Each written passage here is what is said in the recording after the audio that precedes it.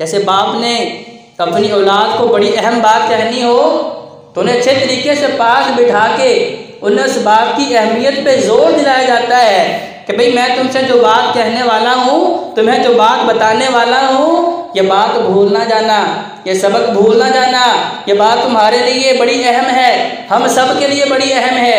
तो नबी करीम सल्लल्लाहु अलैहि वसल्लम का भी मामूल था कि आका अलैहिस्सलाम जब कोई अहम बात करनी होती तो 3 मरतबा पहले सहाबा को मुखातिब करते, उनकी तवज्जो अपनी तरफ दिलाते, उसके बाद नबी करीम सल्लल्लाहु अलैहि वसल्लम उनसे मुखातिब होते और उन्हें बात बताते। तो मैं अला तस्माऊन, तो मेरी बात सुनते हो, अला लअल्लकुम ला तरौनी बाद आमिकुम हाजा। आका अलैहिस्सलाम के अल्फाज सुनिए, फरमाया मेरे सहाबा, ए मेरे दोस्तों, ए मेरे जानशीनों, ए मेरे शागिर्दों, ए मेरे उम्मतियों, मुमकिन है कि इस साल के बाद तुम्हारे साथ मेरी मुलाकात ना हो। मुमकिन है ला तरौनी बाद आमिम हाजा, कि तुम इस साल के बाद मुझे ना देख सको, क्योंकि बहुत सारे ऐसे लोग थे जिन्होंने पहली मर्तबा नबी करीम सल्लल्लाहु अलैहि वसल्लम को खुतबा हज्जतुल विदा के मौका पे देखा था, और उनमें से बहुत सारे थे जिन्होंने आखिरी मर्तबा नबी करीम सल्लल्लाहु अलैहि वसल्लम को देखा। जब आका अलैहिस्सलाम ने 3 मर्तबा मुखातिब करके अपनी तरफ तवज्जो दिला के कहा कि भाई मुमकिन है दोबारा मुलाकात ना हो, उस मजमे के सबसे आखिर में जो सहाबी मौजूद थे कहने लगे, या रसूलल्लाह आप क्या कहना चाहते हैं, हमें कोई अच्छी बात बता दीजिए, अच्छी नसीहत फरमा दीजिए, ऐसी बात बता दीजिए जिस पे अमल करने से दोनों जहानों की कामयाबी हमें मिल जाए। तो आका अलैहिस्सलाम ने फरमाया, इत्तकुल्लाह रब्बकुम, पहली बात इन्नल मुत्तकीना फी जन्नातिन व नईम, जो अल्लाह रब्बुल इज्जत ने सूरह ज़ारियात की पहली आयत में मजमून बयान फरमाया, यहाँ पे भी आका अलैहिस्सलाम उसी मजमून को बयान फरमा रहे हैं, इत्तकुल्लाह रब्बकुम, लोगों उस अल्लाह से डरो जो तुम्हारा रब है। रब का मतलब क्या है, तुम्हें पालने वाला है। रब का मतलब क्या है, तुम्हें जिंदगी देने वाला है। रब का मतलब क्या है, तुम्हें बीमारी से शिफा देने वाला है। रब का मतलब क्या है, तुम्हें मुश्किलात से निकाल के आसानियों में लाने वाला है। रब का मतलब क्या है, तुम्हें बेटों से नवाजने वाला है। रब कौन है, इसका मतलब ये है जिसने तुम्हें तंदुरुस्ती जैसी बेहतरीन नेमत अता की है, जिसने तुम्हें दुनिया में जीने का सलीका बताया है, तुम्हें इल्म अता किया है, तुम्हें औलाद दी है, तुम्हें मालो ज़र दिया है। अपने उस रब से डर जाओ। इत्तकुल्लाह रब्बकुम, अपने रब से डरो। वसल्लू खम्सकुम, अब उसका अमली मुजाहरा, कुछ चीज़ें हैं जिनका इकरार जुबान से करना है, कुछ चीज़ें ऐसी हैं जिनकी प्रैक्टिस करके हमने अपने आज़ाद से बताना है कि अल्लाह वाकई ही हम तुझे अपना इलाह मानते हैं, तुझे अपना रब मानते हैं, तुम्हें अपना खालिक व मालिक मानते हैं। तो पहली चीज़ जिसका ताल्लुक दिल के साथ था, इत्तकुल्लाह रब्बकुम, किसी का खौफ देखना है तो इंसान के पास कोई पैरामीटर नहीं है, कोई पैमाना नहीं है कि इंसान माप सके कि ये कितना बड़ा मुत्तकी है, बल्कि मुत्तकीन तो होते ही वो हैं जो अपना तकवा छुपा के रखते हैं, लोगों के सामने रियाकारी नहीं करते। हाँ, लोगों के सामने करने वाला अमल कौन सा है, तो मैं सल्लू खम्सकुम, 5 नमाजें पढ़नी हैं। पहली नसीहत अल्लाह से डरना था, दूसरी नसीहत सल्लू खम्सकुम, 5 नमाजें पढ़नी हैं। सोमो शहरकुम, रमज़ान के रोज़े रखने हैं। वअतु ज़कात अमवालिकुम, अगर अल्लाह ताला माल देता है तो उस माल में से साल गुजरने के बाद मुकर्ररा मिक़दार के मुताबिक ज़कात देनी है। वअतीउ ज़ा अमरकुम, और जो तुम्हारा बादशाह है, तुम्हारा अमीर है, तुम्हारा हाकिम वक़्त है, उसकी बात माननी है। तदखुलू जन्नत रब्बिकुम, फिर तुम इन अमाल की वजह से अल्लाह की रहमत के ज़रिए अल्लाह ने जो आपकी मेहमान नवाजी के लिए जन्नत रखी है, आप उस जन्नत में दाखिल हो जाओगे। अब जाते जी इनमें से कोई भी चीज़ नई नहीं है, कोई भी चीज़ ऐसी नहीं है इसका मुझे या आपको पता नहीं है। लेकिन सोचने वाली बात कि मुत्तकी बना कैसे जा सकता है। हज़रत अबू हुरैरा रज़ियल्लाहु ताला अन्हु बयान फरमाते हैं कि आका अलैहिस्सलाम का इरशाद गिरामी है, मैं यख़ुज़ अन्नी अन्नी हाउलाइल कलिमात, कौन है तुम में से जो मेरे इन कलिमात को पल्ले बांध ले, मेरे इन कलिमात को अपने पास अच्छे तरीके से महफूज कर ले, याद रख ले।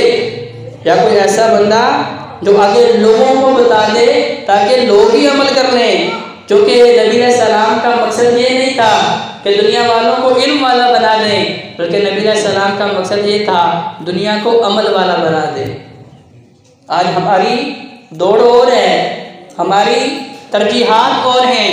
आज हमारे पास डिग्रियों के अंबार हैं, स्कूल कॉलेज यूनिवर्सिटी अंदरून मुल्क बैरून मुल्क डिग्रियों के अंबार लगा दिए हैं। इल्म जो है मौजूदा ज़माने में हर इंसान की जेब के अंदर मोबाइल की सूरत में मौजूद है, एप्लीकेशंस की सूरत में मौजूद है। इल्म बड़ा है, लेकिन हज़रत जी वक़ार मेरे नबी अलैहिस्सलाम का मकसद जो है सिर्फ इल्म फैलाना नहीं था, बल्कि उस इल्म के ऊपर अमल करवाना था। तो लिहाजा सहाबा किराम को देख लें, वो सिर्फ गुफ्तार-ए-बाज़ी नहीं थे, सिर्फ बोलते नहीं थे, बल्कि वो किरदार-ए-बाज़ी थे।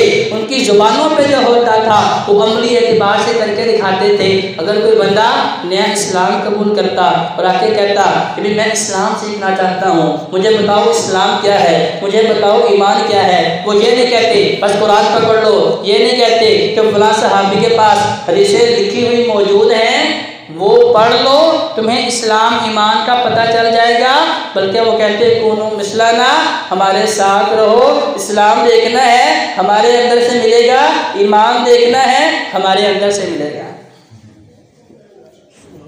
हम आज ये मिसाल किसी भी गैर मुस्लिम को नहीं दे सकते कि इस्लाम ईमान देखना है तो हमारे अंदर देख लें। हम यही कहेंगे भाई बुखारी पकड़ लो, मुस्लिम पकड़ लो, अबू दाऊद पकड़ लो, निसाई तिरमिज़ी पकड़ लो, मिशकात पकड़ लो, फलां मुहद्दिस की फलां हदीस की किताब पकड़ लो, फलां फ़क़ीह की फ़क़ाहत की किताब पकड़ लो। कहते जी वक़ार अल्लाह को सिर्फ अमल वाले चाहिए, क्योंकि अल्लाह के यहाँ अमलों की वजह से ही इंसान की निजात है। जो अमाल इंसान ने करने हैं बरगाह इलाही में, उन्होंने गवाही देनी है। ये ज़ुबान जिसके ऊपर आज हम झूठ बोलते हैं, जिसके ऊपर आज लोगों के जो है ताल्लुकात ख़राब करने के लिए मुनाफ़िक़ का सहारा लेते हैं, खुशामदें करते हैं, इस ज़ुबान के ऊपर अल्लाह ने ताले लगा देने हैं कि ज़ुबान नहीं बोलेगी। वो मेरे जिस्म के आज़ा जिनके ज़रिए मैं काम करता रहा वो अच्छे थे या बुरे थे, मेरे जिस्म के आज़ा मेरे खिलाफ या मेरे हक़ में अल्लाह की बारगाह में जवाब देने वाले हैं, गवाही देने वाले हैं।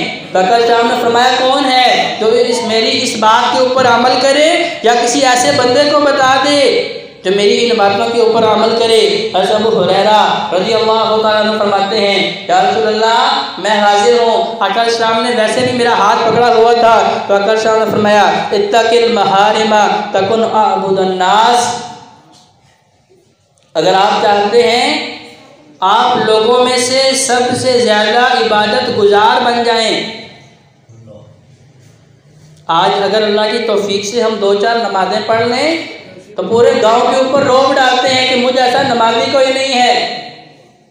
अगर अल्लाह की तौफीक से 4 दिन की मेरे ज़िम्मे को काम ऐसा लग जाए तो मैं समझता हूँ कि मैं दीन का ठेकेदार हूँ, अब मेरे जैसा तो कोई काम करने वाला नहीं है। कहते जी वक़ार महबूब पैगम्बर अलैहिस्सलाम तराजू बता रहे हैं, तराजू दे रहे हैं कि इस तराजू के अंदर अपना वजन करके देख लो कौन है तुम में से अअबुदुन नास, लोगों में से सबसे ज़्यादा इबादत गुजार। तो मैं कौन है इत्तक़िल महारिम, कि अल्लाह ने जितनी भी हराम करदा चीज़ें हैं, मेरे अल्लाह ने जितनी चीज़ों से मना कर दिया है, जो उनसे बचने वाला है अल्लाह की निगाह में वो सबसे ज़्यादा इबादत गुजार है।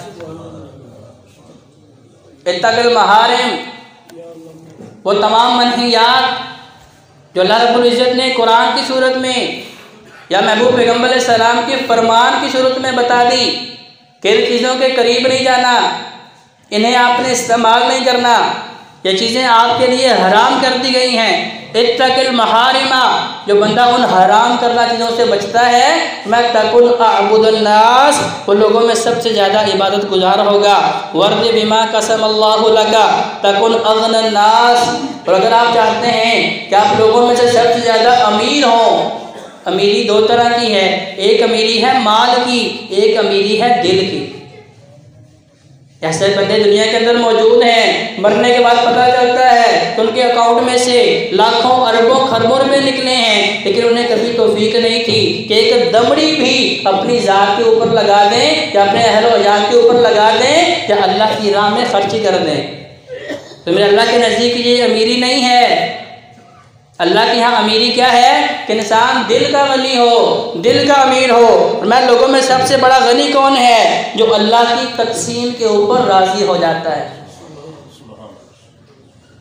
जो शिकवा नहीं करता कि अल्लाह मैं तो टूटी फूटी इबादत भी करता हूँ, भूल चूक के कभी कभी कुरान भी पकड़ लेता हूँ, कभी कभी गलती से मेरी ज़ुबान पे सच भी आ जाता है, लेकिन इसके बावजूद सारी आजमाइशें मेरे लिए हैं, सारी बीमारियां मेरे लिए हैं, सारी मुश्किलात तो मेरे लिए हैं, मईशत की तंगी मेरे लिए है, औलाद की तंगी मेरे लिए है। तो ये जो ज़ुबान के ऊपर शिकवे हैं, मेरे महबूब पैगम्बर अलैहिस्सलाम फरमा रहे हैं कि ये बंदा दिल का गनी नहीं है, ये बंदा माल का गनी नहीं है, ये अल्लाह की निगाह में गनी नहीं है। अल्लाह को गनी पसंद है, वो गनी जिसके बारे में महबूब पैगम्बर अलैहिस्सलाम फरमाते हैं कि गनी अल्लाह के करीब होता है, जन्नत के करीब होता है, लोगों के करीब होता है। कौन सा गनी? कि अल्लाह ने जितना भी माल दिया है उसकी ज़ुबान पे क्या निकलता है? अल्हम्दुलिल्लाह। माल पास है या नहीं है, लेकिन ज़ुबान पे हमेशा कलमा शुक्र रहता है, कभी शिकवा नहीं करता।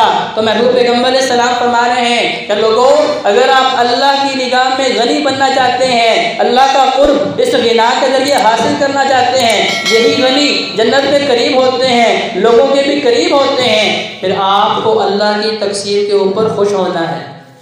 वर्द बिमा कसम अल्लाह, मेरे अल्लाह ने आपको जिस हाल में रखा है आपकी ज़ुबान पे यही होना चाहिए, अल्हम्दुलिल्लाह, अल्लाह तेरा शुक्र है, तूने मुझे बहुत सारों से, लाखों लोगों से बहुत ज़्यादा नेमतें अता की हैं। क्योंकि नबी अलैहि सलाम ने फरमाया कि अल्लाह को शाकिरीन पसंद हैं, शुक्र अदा करने वाले पसंद हैं। तो आका अलैहिस्सलाम ने उसका हल भी बता दिया कि भाई शाकिरीन कैसे बना जा सकता है।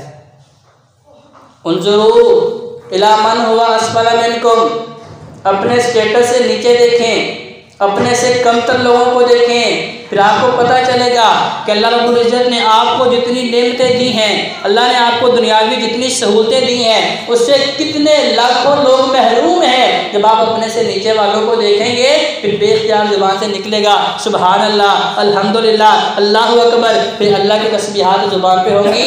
और जब आप अपने से ऊपर वालों को देखेंगे फिर आपके पास जो अल्लाह की नेमतें हैं वो आपको कमतर लगेंगी, फिर आपकी ज़ुबान से अल्हम्दुलिल्लाह नहीं निकलेगी।